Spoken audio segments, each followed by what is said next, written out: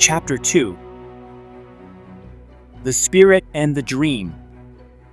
As Annabelle nestled herself comfortably at the foot of Isabelle's bed, she steeled herself, unsure of what to expect. Her sister had vanished into her bedroom at roughly the same time she did, after all, and she didn't recall seeing her at all between the time that this happened and the time she had approached her and her mother. What could she possibly have been doing within those 2 precious hours that had gotten her so riled up? What had happened? The conversation that followed was a long one, full of many questions on Annabelle's part, but not sealed up with much in terms of resolution, much to both girls' frustration. But rather than detailing how the conversation had gone, I'll simply tell the tale from Isabelle's point of view, so that you may draw your own conclusions. That said, it had began shortly after the 2 girls retired. Bickering and arguing still resounded from the kitchen, causing Isabelle and Annabelle to recoil from the scene, wanting nothing to do with the fight. Looks like we'll be spending the day in our rooms, Annabelle had said with a deep sigh. Isabelle agreed instantly. and so much for our talk about the blue mist. Not that I think either of them believed us anyhow. Yep, you can say that again. Isabelle responded. We'll just have to try and bring it up again when things have settled down. A short conversation then followed, where both girls agreed to put the idea of the mists on the back burner for a later time. As truth be told, Isabelle was exhausted just at the mention of the mists. They had little recovery time, after all, ever since returning to the home, and Isabelle felt as if she could lie down and take a long nap, something that she felt her body needed at the time.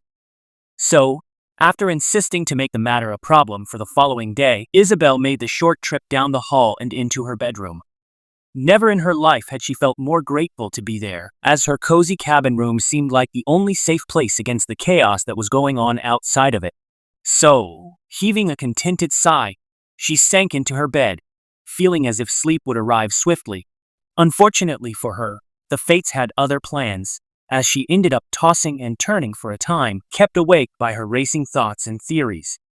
Despite not wanting to think about the mists were in truth all she could think about, and the events that had transpired replayed themselves over and over in her head, fresh on her mind, as if they were occurring for the very first time. Just where had they come from? And why had they affected her and her sister in such a way? The feeling of peace she had felt within their presence was one that couldn't be described, but the feeling of pure terror that had followed thereafter was equally as indescribable. The ticking of the grandfather clock from down the hall was her only distraction as she lied upon her bed, feeling frustrated and confused. On any normal day, this ticking would help her fall asleep with ease, but in this particular case, it served more as a mere annoyance than anything. Isabelle lied upon her back, staring up at the ceiling for a time. She just couldn't understand why she couldn't just rest. She was perfectly okay and comfortable, after all, and she did feel immensely tired. Yet she remained awake and alert for what felt like several long hours. Maybe it's just because it's midday, my internal clock just won't let me sleep. She said to herself, though that had never stopped her before. She had taken several naps during the day in the past, many of which in that very bed. But it was the only excuse that made sense to her at the time. Tick, tick, tick. The grandfather clock progressed, the seconds turning into minutes, the minutes turning into what felt like hours. Isabelle let her mind wander, trying to focus on anything that wasn't related to blue smoke creating clouds in the sky. But just as she felt she were on the cusp of finally getting some much-needed sleep, a loud noise resounded which immediately brought her to her senses again. It was a reverberating thud, that of which sounded extremely close by. Its impact with the ground so profound that she swore she felt the shock wave. At first, she was startled, but then she grew angry. She was certain that she was going to finally fall asleep, and she might have done just that if not for the rude interruption. What the hell? She stated under her breath. You chose a bad time to be dropping crap, Grandma. Isabelle lied back down upon the bed, but it was no use, she knew it. She was not going to get that close to sleep again, so she resigned herself to just sitting up, placing her head in her hands. But at that moment, she noticed something quite strange, something which caused her to pause. The ticking of the grandfather clock that she had heard only moments ago was no longer present.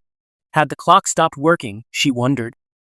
She listened intently, trying again to hear it, yet no sounds resonated from the living room.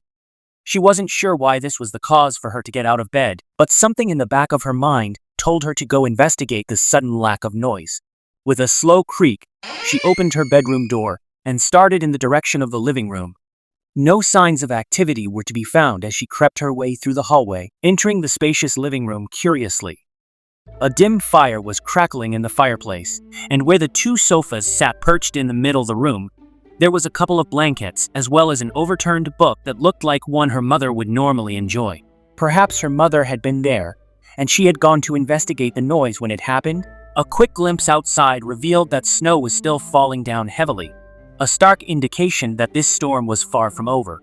And then, with a swift turn of the head toward the grandfather clock, she investigated whether or not it was still working, only to find that it had been, but no noise was coming from it for some reason. Curious, She stated, glaring at it, as its sounds had become a mainstay in the cabin. Without its presence, everything just felt wrong. But no sooner had she questioned the lack of noise from the clock did she hear it again, the loud, reverberating thud. This time, she was able to immediately pinpoint where it had come from, as it was clearly heard in the direction of her grandmother's bedroom. Isabelle started down the hallway, taking note of the fact that her feet creaked heavily upon the wooden floor. Sure, the house was old, but how had she not noticed this before? Arriving at the door, she then knocked lightly upon it, expecting the voice of her grandmother to respond. Come in. Yet the voice never came. She pressed her ear to the door, expecting to hear her and her grandmother chatting away, yet instead, she heard nothing. Mom?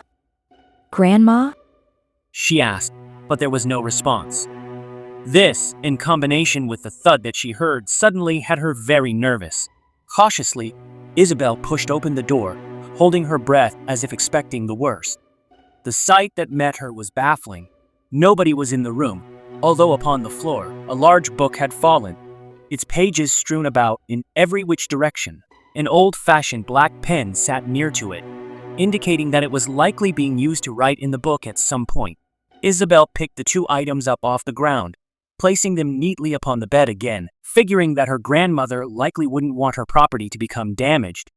She was a neat freak, after all, something which she took great pride in. But as she returned the objects to the bed, a thought struck her. If her mother and grandmother were not in the bedroom, then where had they gone? She would have noticed them in the kitchen from the living room, yet they weren't there either. A sudden feeling of loneliness struck her then, as realization dawned that she might be in the house by herself. But this couldn't be possible. Why would they leave without her? And more importantly, where would they go? The snowstorm was intense, after all, and she doubted that either her grandmother or mother would want to brave the weather for any reason, aside from perhaps returning to Pine Falls. Even then, why would they leave Isabelle behind? Her uneasy feeling did not subside as she proceeded to search the home. Annabelle was absent from her bedroom, and nobody could be found in either the kitchen or the dining room. Upon looking outside, however, she did notice a set of footprints that were trailing off in the snow in the direction of the back shed, and her grandmother's snow boots, which normally sat by the door, were not present. Isabelle nearly laughed to herself at the sight. At least that solved one issue, or so she thought. It would seem that someone, likely her mother, had gone outside, more than likely to retrieve the firewood which was now being used in the living room. Wanting to confirm this, though, as her nerves were still on edge, Isabelle proceeded outside to look around. She then called out to her mother or sister, assuming they had gone into the shed, as there were two sets of footprints which led in its direction. Her arrival bore no fruit, however, as she found the shed to be empty. Disappointed, Isabelle started to head back, but she was stopped in her tracks as she noticed another set of footprints, this one leading out toward the gate. But following them only led her in circles around the yard, as it seemed that whoever caused them was likely looking around for something. The prints then led off back toward the cabin. This is just way too weird. Isabelle then said. But returning to the cabin offered the girl no comfort, as no sooner did she step inside, did she hear it again, the loud thud, reverberating in the exact same fashion that it had done the two instances prior. This time, she nearly jumped out of her skin, for she was not at all expecting the noise. Immediately, she made a beeline toward her grandmother's room, opening the door without knocking, only to find that yet again, somehow, the large book which her grandmother owned was lying upon the floor. If this weren't strange enough, the pages were haphazardly strewn across the floor in the exact same fashion they had been prior, and the pen had somehow ended up in the same location she had found it. Something about the sight of the book caused Isabelle's nerves to flare. How could it have fallen, and the exact same way yet again, especially if there was nobody in the house? But then, she took a closer look at the book, as it didn't register for her exactly what this book was until that moment. The handwriting upon the page was unmistakably that of her grandmother's, and a quick gloss over the text revealed that this was in actuality her diary. I never knew that she wrote in a diary. Isabelle then said to herself. The book had been opened to that very day, and she realized that some notes had already been written there. Unable to contain her curiosity, she began to read the entry. Nobody else was in the house to stop her, after all. Diary, dearest. She began, reading out loud to herself. I must say, it's been a rather interesting morning. What had started as a peaceful June day quickly took a turn as the weather grew cold and wet. The twins were outside when it happened, as a rampant storm blew in and squalls of rain started to fall from the skies. Hannah and I were worried that they might catch hypothermia, as this kind of shift in weather was unplanned and unprecedented. Thankfully, they arrived back to the safety of the cabin shortly after the worst of it hit, though they were each looking a little worse for wear. Poor girls. I certainly couldn't blame them. Later in the morning, though, the two of them started going on about something they claimed to have seen. Isabelle continued. They spoke about how they saw some kind of blue mist rising up into the skies, claiming that this mist had caused the storms to appear. Of course, I'm not sure what to make of this. It sounds suspiciously like the stories that Justin used to tell me, shortly before his passing. He, too, would describe some kind of blue mist, claiming to have seen it as well. In fact, I recall on the day that he fell into the cave, he... But the text cut off there, as the word he trailed off into a mess of scribbles. Isabelle looked at the words curiously, trying to recall in more detail the event at which her grandmother was referring to. The day he fell into the cave? She asked herself, as such an event wasn't ringing a bell. She felt like she'd known had her brother done such a thing. He was clumsy, after all. This seemed like far too significant of an event to not recall, however. Perhaps her grandmother had written about it too, she thought. If it was shortly before his passing, that would mean that it would have been in the summer of 2021, 3 years prior. Isabelle flipped back several hundred pages, hoping beyond hope that she'd find the entry she was seeking. She started skimming through the month of May, but most of the entries there were mundane and uneventful, detailing her grandmother's gardening exploits and the silly jokes her grandfather used to tell. Then, she stumbled across June, and one of the first entries caught her attention immediately. It stood out, as the handwriting for this particular entry wasn't nearly as neatly written, nor was it as long as the others. Diary, dearest. She read aloud. Today, we have received some very grave news. Justin has been diagnosed with cancer, and the doctors are unsure of its extent, though they fear it's bad. He has been given only 4 months left to live. I intend on making this last summer as enjoyable as possible for him. Isabelle teared up upon reading this entry, as she remembered this day vividly. It was a confusing time in her life, after all, as everything seemed to have been going well one day, only for the next to have her entire world turned on its head. She recalled how devastated she had felt upon receiving the news that the doctors didn't know the type of cancer he had. She recalled how her mother and sister had wailed and cried, the anguish so strong that she could physically feel her heart break. She recalled how she had been told to try her best to remain positive for her brother, but she had felt just how impossible that would be. The moments resurfaced in her brain so rapidly, it was as if the event had just happened yesterday. But, as she stared at the words, something happened which chilled Isabelle to her core. A voice resonated throughout the room, one that she recognized at once. Isabelle. He said, causing shivers to engulf her body. Isabelle froze, tears still upon her face. Justin? She asked, calling out to the empty room. but there was no response. Thoroughly spooked at this point, Isabelle began to sob. It was likely that she had imagined the event, but she swore that she had just heard her brother's voice. But such a thing couldn't be possible. Could it? Eventually, Isabelle decided that what she heard couldn't possibly have been real. Her brother was dead, after all, and he had been for 3 years. Reading the passage detailing his diagnosis likely caused her to imagine that she heard his voice, as his voice was one that she could imagine clearly in her head. The chills still caressing her skin, Isabelle continued to leaf through the diary entries, eventually coming across another that caught her attention, even if it wasn't the entry she was looking for. Diary, dearest. She then began to read to herself. For the first time since returning to the cabin, Justin came to talk to me tonight one-on-one. The chat was short, but memorable, as he told me about a dream that he had involving some kind of blue mist. While this isn't the first time he has mentioned the mist, he described it in such a way that it had me intrigued, as he mentioned the mist was rising up toward the heavens, painting clouds in the skies as they dispersed. This dream is so unlike any of the other dreams he's had, which up until this point have just been nonsensical and more on par with what you can expect from a child.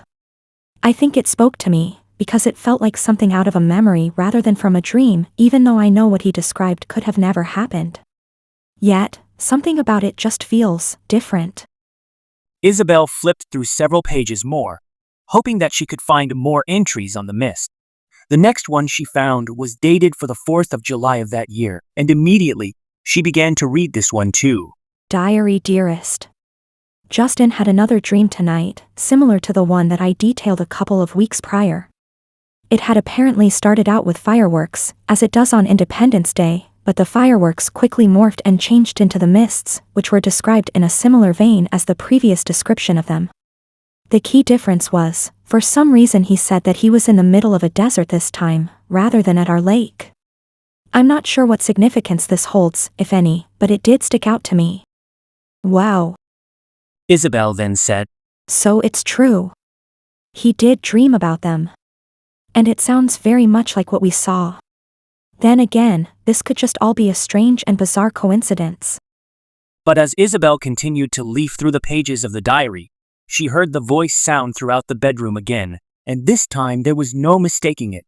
Isabelle, please, he said. For the second time, Isabelle froze, and chills ran up her skin. Looking up from the diary, she quickly took note of the fact that bedroom seemed suddenly darker than before, and an immediate feeling of despair overcame her. Hands shaking, she placed the diary down upon the bed once more and slowly made her way from the bedroom. But no sooner had she left the room did she hear the loud thud for the 4th and final time, this time much louder than before. It echoed throughout the entire home, and caused her to go into panic mode. What the hell is happening? She then asked aloud, as now, she was terrified. Her mother, sister and grandmother were still nowhere to be seen, and the house felt much colder and emptier than it had been before. Justin? Where are you? She then called out. in the living room. A small voice replied, as a loud crack of thunder echoed from overhead. I'm scared. Please, sis. Tears welled in Isabelle's eyes upon hearing this. Despite knowing that what she had witnessed couldn't possibly be real, she felt an overwhelming need to find and protect her brother. So quickly, she moved into the living room, hoping that she'd find him waiting there. Yet upon arrival, the room was empty. The firelight had been extinguished. Darkness overtook the room, filling every crack and crevice, leaving only the soft snowfall to be visible from just outside the windows. Isabelle felt uneasy as she stepped into the room, as all of her hairs were now standing on their ends. Justin? She then questioned, calling into the darkness, hoping beyond hope that she'd get a reply. Only silence greeted her. But this silence was short-lived, as quite suddenly, a deafening roar resounded throughout the entirety of the cabin. This roar was so loud, so profound, that it shook Isabelle to her core. Shattering glass then echoed throughout both the kitchen and the living room, as a strong, frigid chill filled the home. Isabelle fell to her knees, horrified at the scene, as the house was beginning to splinter and crumble. She then began to call out, but her cries were muffled by the sounds of destruction. But this wasn't the worst of it. A deafening, ear-splintering noise then muffled every other sound in the cabin. Isabelle looked upward to see that the very roof was being torn directly from the home's foundation. Isabelle screamed in horror as she fell down to the floor, sobbing. Was this it? Was this how she was going to die? Then, as if from nowhere, she felt a comforting hand upon her shoulder, and without looking up, she knew whose it was. It's going to be okay, sis. He said in a calming voice. I promise. It's okay to be. But then, all noise faded. A heavy silence filled the air, and Isabelle was suddenly very alert and aware of the fact that she was lying down upon a bed. Cautiously, she opened her eyes, wiping away tears as she reoriented herself with her surroundings. She was back in her bedroom, and the familiar sound of the grandfather clock ticking filled her ears. Never in her life had she been happier to hear that noise, as it grounded her once more to reality. It meant that she was home, and that everything she had just encountered was nothing more than a terrible dream. Yet, something in the back of her mind told her that it couldn't be. It had all felt so real, so vivid. And as she read the entries in her grandmother's diary, she knew they couldn't be anything that she simply had just thought up. The idea that the events were anything other than a dream horrified Isabelle, yet she tried her best to remain calm and collected as she stood up, sweat coating her face. But as Isabelle creaked open her bedroom door once again, a horrifying thought struck her. What if she were still dreaming? She felt exactly the same now as she had earlier, walking around the house. So this was a very real and horrifying possibility. But her anxieties subsided as she placed her ear against her grandmother's bedroom door, only to hear the distinctive sound of snoring. At very least, her grandmother was present and very much asleep. If this weren't enough to ease her worries, she heard two familiar voices coming from the living room. Well, if it's firewood you need, I've already gathered some there. Her mother stated. Isabelle assumed, quite correctly, she'd soon find that she was speaking to Annabelle. Isabelle took a deep breath, just happy to hear their voices again. If nothing else could return her to reality up until this point, the voices of her family certainly did. Yet still, she had to see for herself so that she could confirm once and for all that she were awake and alert again. Is Grandma okay? She then heard Annabelle ask. Oh, she's fine. Her mother replied reassuringly. She just dropped a book that she was writing in. But Isabelle froze upon hearing this, chills creeping up her spine again. So she had dropped a book, and it was very likely her diary. The thought of this did not bode well for Isabelle's sanity, as this meant that, in some capacity, the dream was real. Or it was some very strange and bizarre coincidence. The next part of the conversation was drowned out as Isabelle decided to make her move. Well, I'm glad she's fine. She then heard her sister say, before she entered into the living room, and the rest was history. After summoning her sister into her bedroom, she recounted in great detail everything that she had witnessed. Her emotions were still charged, and it took a lot for her to not break down as she endured question after question from her sister, as Annabelle tried to comprehend exactly what she was telling her. This is all so horrifying. Annabelle stated. And you are entirely certain that it was Justin's voice you heard? Yes. Isabelle responded, growing frustrated, as this was the third time she had reiterated this. I went into the living room, but he wasn't there. That's when the freak twister came and blew the house away. This is really concerning. Annabelle then stated. What if what you saw was actually the future? We could be in serious danger right now. But Isabelle heaved a deep sigh. That couldn't possibly be the case. She said. It certainly wouldn't explain Justin, nor would it explain how I heard Grandma's diary drop from her bedroom as it had happened. I just don't have an explanation. Annabelle confessed. It was clear that Isabelle's recollection of the events had her terrified too. Trust me, I want so bad to be able to explain everything I saw. She replied. Honestly, I'd be able to just say it was a dream if not for the diary. That's what scares me the most. I know for sure I wouldn't have been able to dream up anything I saw written there, as it was definitely grandmother's writing and her thoughts. I hate to add more to this, but I actually have something to explain, too. Annabelle then stated, catching Isabelle off guard. Her stomach dropped, fearful that her already weird day was about to get even weirder. What is it?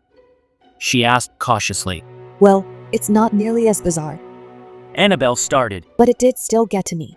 I had gone outside to get some firewood when I started to notice some strange things that I hadn't before. The trees, for example, seemed taller than they should be. The ground felt uneven and crooked, and there was a hill at the edge of the property line that definitely wasn't there before. Annabelle. Isabelle then said. Look, I know it sounds mundane in comparison, but I swear this is what I saw. She stated. I can even show you, but before I do, there's more to it. Annabelle paused as she appeared to be troubled by something. Something was out there, She then said. and it was watching me. What? Isabelle responded, but Annabelle looked down toward the floor, averting her eyes. What was it? That's just it. I don't know. She replied glumly. It was some kind of creature, and it had wings. It disappeared into the trees before I could get a good look at her. Her? So she was a woman? Isabelle responded curiously. I think so. Annabelle replied. I just remember seeing a human face, but she most definitely wasn't human. The best way I can describe her is, she resembled a creature out of some kind of fantasy folklore or something. Fantasy folklore? Isabelle then asked, her face falling suddenly. Annabelle frowned too, as she knew this face. It was the look she gave her when she was disapproving of something, and Annabelle thought she knew what was on her mind. You see, as mentioned prior, Annabelle was not a very social person.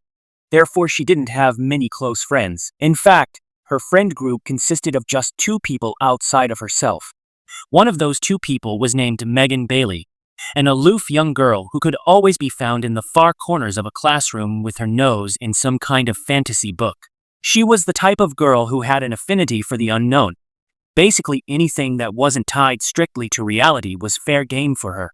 Oftentimes, she'd interject on someone's conversation, turning what would otherwise be a mundane topic into something suddenly infused with dragons, fantasy, and most commonly, fae. This quirk of hers was often the cause of ridicule, and much like Annabelle herself, she was shunned and teased for it, which, of course, is exactly how the 2 of them became friends.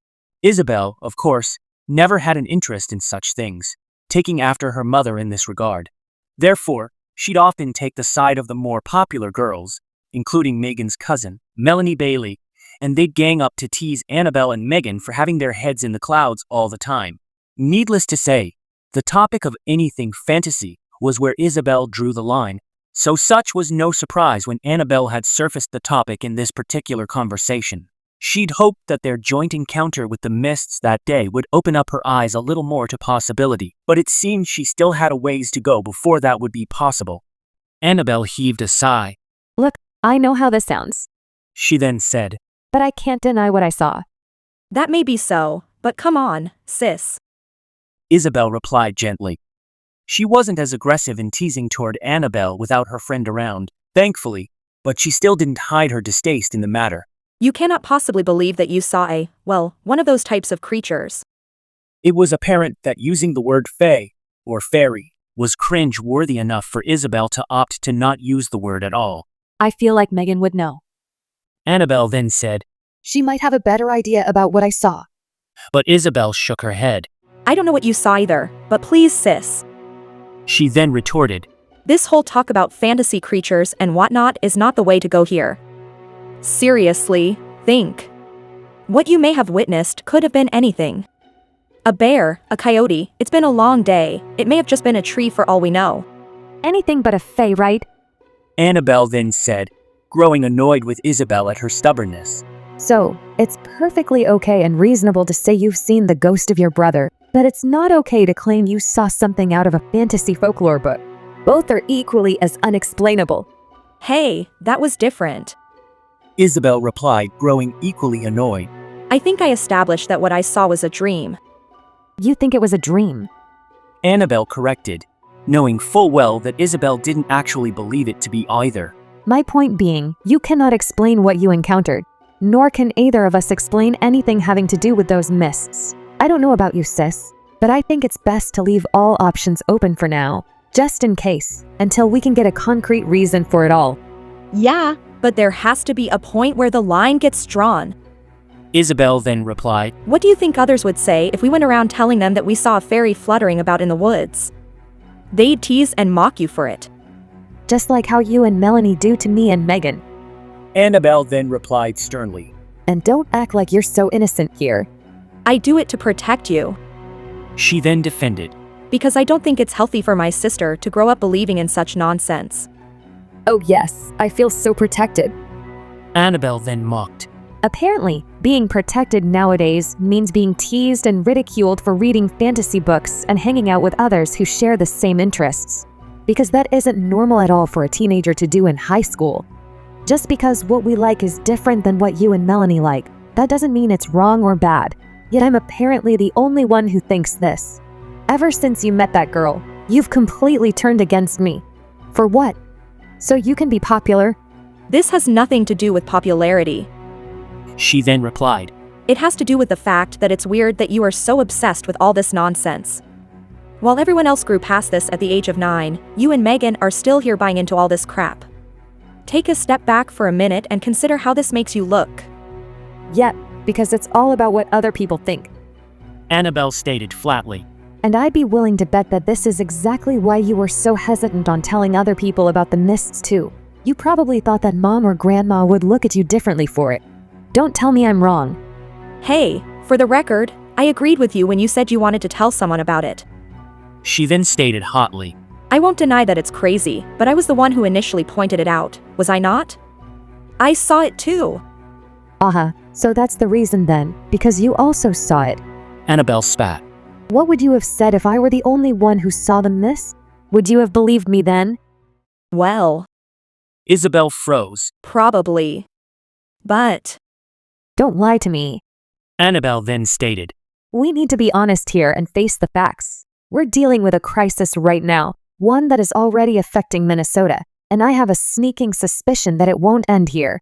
I don't know about you, but I want to know exactly where those mists came from, and I'll be leaving any and all possibilities open until we know the truth. You can either work with me and help me on this, or you can just watch from afar as our world crumbles, or freezes, or whatever will happen as a result of this chaos. Annabelle. Isabelle then lowered her voice to a calm whisper. But Annabelle said nothing, looking away from her sister in distaste. Isabelle heaved a deep sigh. Sis, I won't deny that strange things are happening here. She then said. But let's take a moment to think.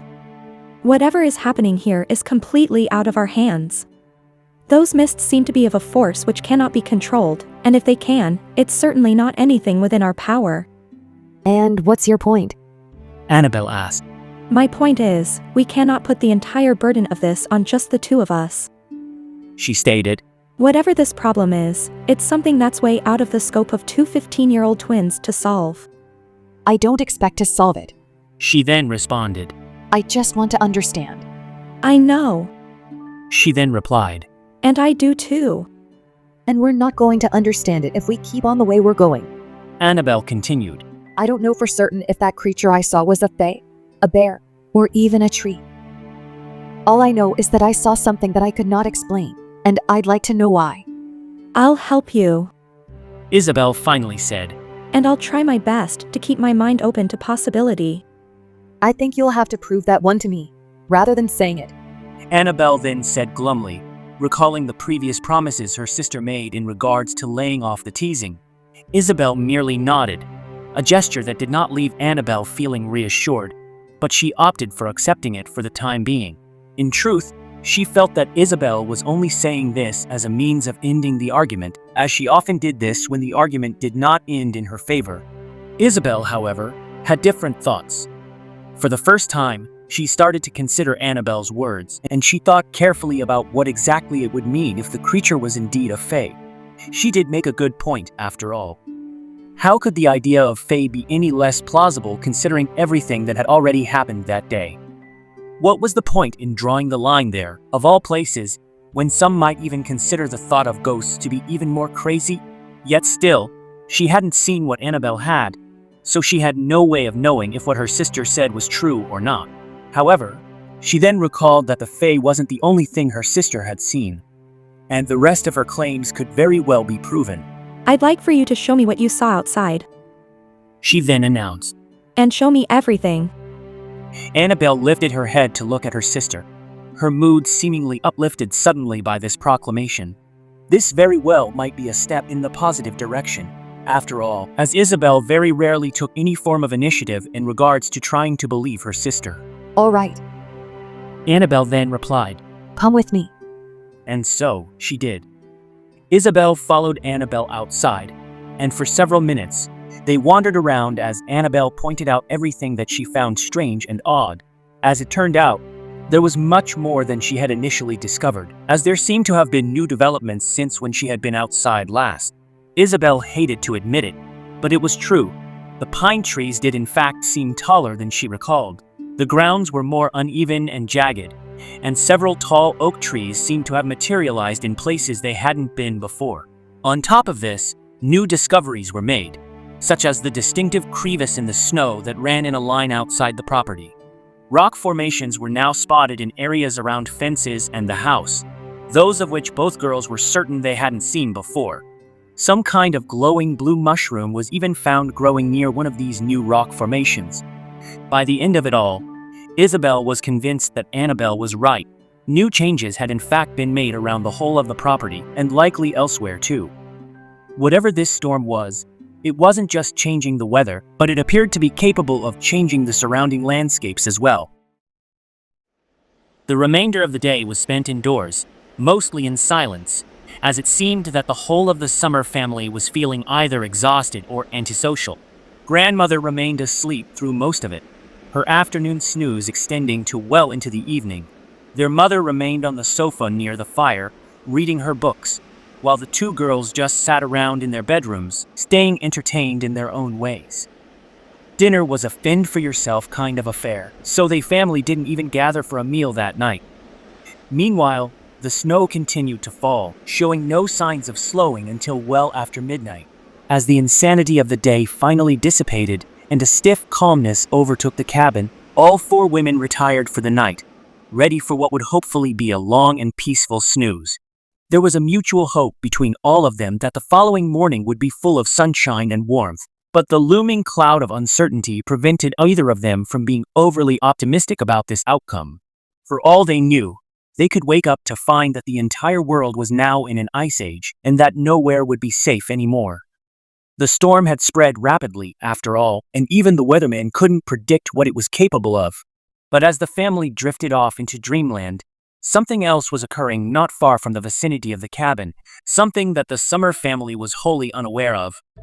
A small camp had been set up within the stillness of the pines, complete with a roaring fire, a small wooden shelter, and a small pot which presently was hoisted over the flames, full of some kind of stew.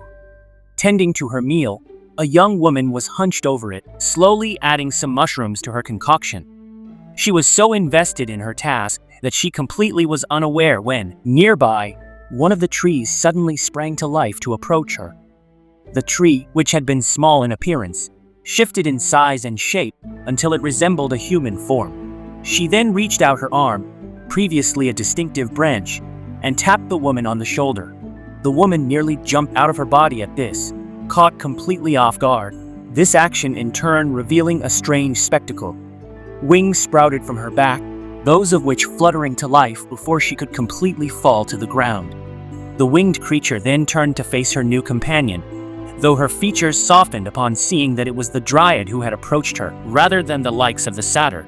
"Oh, Jen, She said with a weak smile. please, don't sneak up on me like that." Were you expecting someone else, perhaps? Jen asked, though she knew the answer to this, of course. What do you think? The winged creature responded fearfully. Jen merely laughed in response. Oh, dear Autumn, you never fail to amuse. She said in a sing-song voice. Yeah, get all the laughs that you want.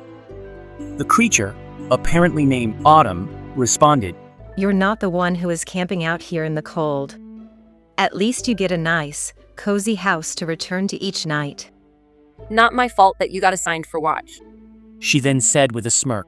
Not that anyone else would be up for the task, of course. So naturally, it falls on the servant to do the grunt work. Yeah, well, don't forget who owns that house. Autumn then replied sternly. As if it matters that it's your house's. Jen then stated. You are but a servant. which means that you are obligated to utilize your property for whatever purpose your master wishes. I am fully aware of the laws of the Fae, thank you very much. Autumn replied. As I'm sure you know, I'm constantly reminding Ryder of them, thus keeping him out of trouble. But that's neither here nor there at the moment. I suppose you've come expecting a status report? Bingo! She replied. Figures. Autumn then said with disdain. Ryder is too lazy to even consider doing this aspect of his job himself. Ever the noble leader, giving the mundane tasks to his subordinates while he kicks his feet up, dirtying his shoes on the table of a home that isn't even his own. Is that jealousy I sense in your tone? Jen then asked. Mixed with some resentment toward your master? I'm sure he would absolutely love to hear about this. No. Autumn then stated bitterly. You want a report, and here it is. Autumn then handed a journal over to Jen, who took it without so much as a thank you. It seems the entirety of the human family has gone to bed for the night. She then stated. The twin girls, who were at the scene of the energy well earlier, have stated a desire to discover where the energy has come from. But so far, no such progress has been made, though I see potential that they could eventually become a threat. Continuing to monitor their behaviors, though there is a possibility that they could leave the scene in the morning to return to their home at a place called Pine Falls. Quick research indicates that this location is a couple hundred miles due south of us, in a community not far north of the metro area of Minneapolis. Wait, they are returning to their village? Jen then asked, concerned all of the sudden. And why did you not report on this as soon as this knowledge came to your attention? Because Pine Falls is a smaller community, therefore I figured they'd pose little threat. Autumn then responded. But this response only caused Jen to become irate. Foolish sprite. Do you not see how quickly news can spread in this human world? She then asked. Already, the sudden storm has caused a ripple effect that has spread to the entire planet. There isn't a single news outlet that hasn't already reported on the strange storm in Minnesota. Seriously, how careless can you be? Autumn sighed in response, knowing that the reprimanding she'd receive from Ryder would likely be brutal as a result of this. Look, I might have misjudged the situation. She tried to counter. That's 2 mistakes you've made, and it's not even been a day yet. Jen then stated. First, you let the human girls see you, and now this. Your chances of taking over Ryder's role are not looking very promising, are they, girl? No. She then stated. I'm a disgrace to King Alvar, I know. But I'm trying my best, I promise that. Trying your best. Yeah, okay. Jen then spat. If this truly is the best you can do, then you'll be outcasted within a week. Autumn was fighting tears at this point. This wasn't the first instance in recent memory which had brought her to this point. Of course, in fact, she had been regretting her choices ever since she stepped forward to try and challenge for the position of King's advisor. She thought it would be a good decision at the time, as the previous advisor was aged well beyond his normal years, and his death would mean a new advisor would be needed. This was an elite position, one that her family desperately needed, as it guaranteed them a home, food, and overall a better quality of life. So, Autumn had taken it upon herself to study hard on all the laws of the Fae, going well above and beyond that of what anyone else would do in order to secure her the role. Once the predecessor finally passed, she arrived at the king's doorstep, confident and able, if a little on the younger side. But, unfortunately for her, things did not go according to plan, as he instead chose Nicholas Ryder for the role, a middle-aged satyr who was known for his prowess in leading the youth in programs designed to enhance strength and self-discipline. But, where Ryder excelled in his assertiveness and martial excellence, he had very little knowledge in laws and order. Despite this, the king ultimately preferred his capabilities over those of Autumn, who had presented herself as being quite timid in comparison to him. Of course, Autumn hadn't been so quick to accept this, for she had believed herself to be a far better candidate than the likes of Ryder. So, she made a plea with the king, who then pitied her. He gave her an offer which Autumn simply couldn't refuse, for on the surface, it would guarantee her the life which she desperately needed. He told her that she could become Ryder's assistant, and that the two of them could work together. Then, once Ryder passed or reigned, she would be guaranteed the role in his place. This new makeshift position which Autumn now held had given her the new home for her family, which may not seem significant at first glance, until you learn that Fae homes are far unlike human homes in many ways. For a Fae's home is more than just a dwelling, but instead a symbol of status, and it alone can dictate how their life will turn out. They are distributed and granted only by those of royal status, and are enchanted, allowing them many perks, and enabling the home to change and adapt based on the needs of the owner. Needless to say, Autumn was satisfied with this new arrangement, and she accepted the blessing of the king graciously, as well as the key to her new home and new life. But of course, it wasn't to last long, for Autumn would quickly learn the trap that she had fallen into. Ryder, who she initially believed to be a humble and kind satyr, as most tended to be, ended up being the exact opposite. Her first encounter with him, in fact, ended up setting the stage for their entire relationship going forward, as it brought to light exactly just what she had agreed to. It's great to be able to work with you, Nicholas, and I am honored to be at your side, Were the first words that Autumn spoke to him. These words were of course genuine and from the heart, and she meant them. Little did she knew that all the confidence she had at that moment, saying these words, would dry up immediately, as Ryder has then turned to her. He then swiped his arm across the air in front of himself, resulting in a strong burst of wind which caused Autumn to fly backwards several feet. She tumbled then to the ground, feeling shocked and winded. Do not ever address me as Nicholas. He commanded, his tone laden with poison and distaste. You are to call me Ryder, and you are to do exactly as I command you to, without question. Do you understand? Autumn, who was completely baffled and scared by this response, simply nodded and said, Yes, Ryder. Good. he replied, turning away from her. Now the king has proclaimed that he wished me to sign you into my servitude. What? Autumn then asked, for her encounter with the king did not allude to this at all. You heard me. Ryder then said, You are to become my servant, and this bond shall only be broken at the king's decree. Autumn looked down at the floor shamefully.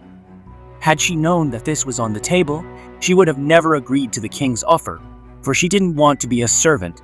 Becoming a servant would constitute a magical binding between her and her master, and in turn, strip her of some of the most basic of rights, this of which she did not desire. But her knowledge that she could quite easily order a meeting between herself and King Alvar, a perk which came from now being an elite, did not come to light in the moment.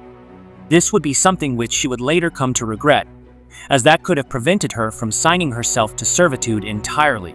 Instead, her mind had been filled with fear and terror, as Ryder could very quickly and easily overpower her, so she simply put her head down and mumbled, All right.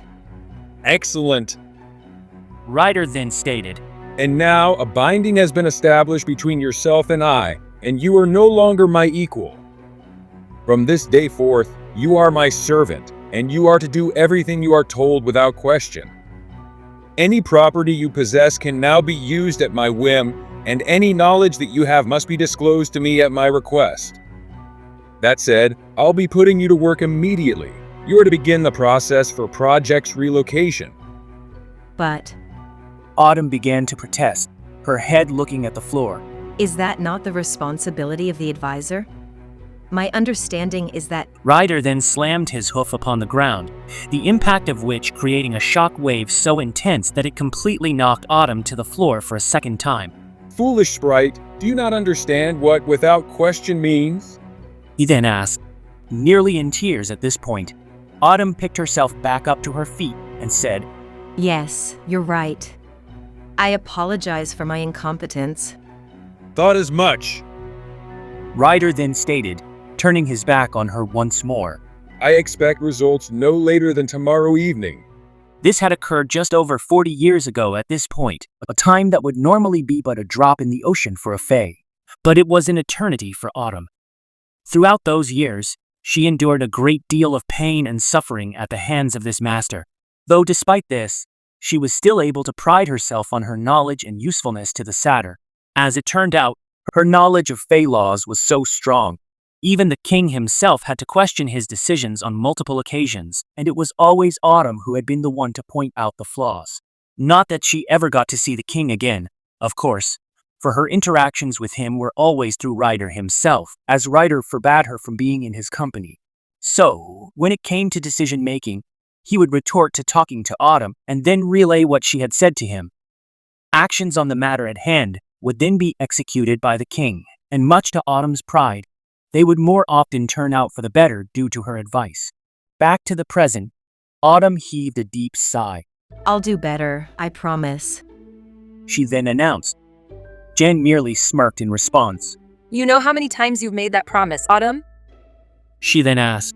I'm surprised that Ryder even chose you as his servant, with how careless you are. Nevertheless.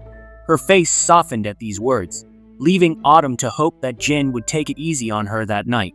Some nights, if she was in a good mood, Jen would do exactly this, opting not to report certain misdeeds to Ryder. These such nights, she would still be cruel to Autumn, but it would at very least save her from some of the abuse that would otherwise result from her actions. I'll only report on the second infraction this time, and not that you had been spotted. Jen then stated, I expect you know that you need to be careful within the presence of these humans. As you know, they are well known for being mistrusted, and they can very well disrupt the entire operation if any interaction with them isn't handled with delicacy and care. Thank you. Autumn stuttered, and a wave of relief hit her. Ryder himself had suggested heavy consequences as a result of this particular infraction. After all, so she feared word of this getting to him over anything else. I will, however, have to disclose that you failed to provide details of their relocation within an appropriate time frame. She then stated, As I'm sure you understand, if they leave in the morning, this means that we are going to have to make hasty preparations to relocate as well. Why is it so important that we follow them? Autumn then asked, a moment of boldness overtaking her. She knew that asking questions was not something she could do normally, as Ryder punished her and looked down on her for doing it. Jen merely sighed. If you must know, it's because we want to ensure that they do not communicate their findings with other humans, which can potentially spread the information to the world. She stated. As it stands currently, those two girls are the only ones who know about the energy well, as they are the only ones who have seen it. Autumn gulped, recalling that they had been talking about informing the human police of their findings, another detail which she had failed to disclose to Jen. Other humans knowing about our operations will greatly disrupt our plans. She then continued. As they will attempt to interfere and possibly become hostile towards us as a result of our actions. Our goal is to quickly and quietly carry out our plans without causing any unnecessary wars, that of which will be costly to us. I don't expect Ryder or King Olvar will appreciate that if it happens. Nor will they be too kind to you if they find out it could have been prevented had you just continued to do your job correctly. I'll be careful and not make any mistakes. Autumn then said, I'll continue to monitor the two girls, and I'll take preventative action to ensure they do not spread the information. Good. That's what I wanted to hear. Jen then said, In the meanwhile, I'm going to suggest you find a new secure location for the base of operations near where they'll be heading to. We're in the process of preparing the other teams for departure toward the other wells. But the most important thing currently is to ensure that you continue your duties and that you keep watch over the twins. And Autumn. Jen's face contorted yet again as her features softened, and then several moments of silence followed. Jen appeared to be thinking about something, perhaps contemplating what she wanted to tell Autumn. Maybe she'd say something inspiring for once, or something to boost her confidence, but the moment did not last, as her features hardened, and she said, I will not cover for you again, so do not expect me to. Now, get back to work. Ryder will be expecting a fresh report in the morning. Autumn stared downwards at the snow once more, the hope that she could find a friend in Jen quickly dissipating. All right. She said, I'll continue to keep watch. Jen then nodded and turned from away from the sprite, knocking over the stew pot in the process, much to Autumn's dismay. Its contents flooded into the snow as the mushroom stew disappeared. Autumn's stomach gave a roar of defiance. This had been her final ration for the week, after all, and it was now gone.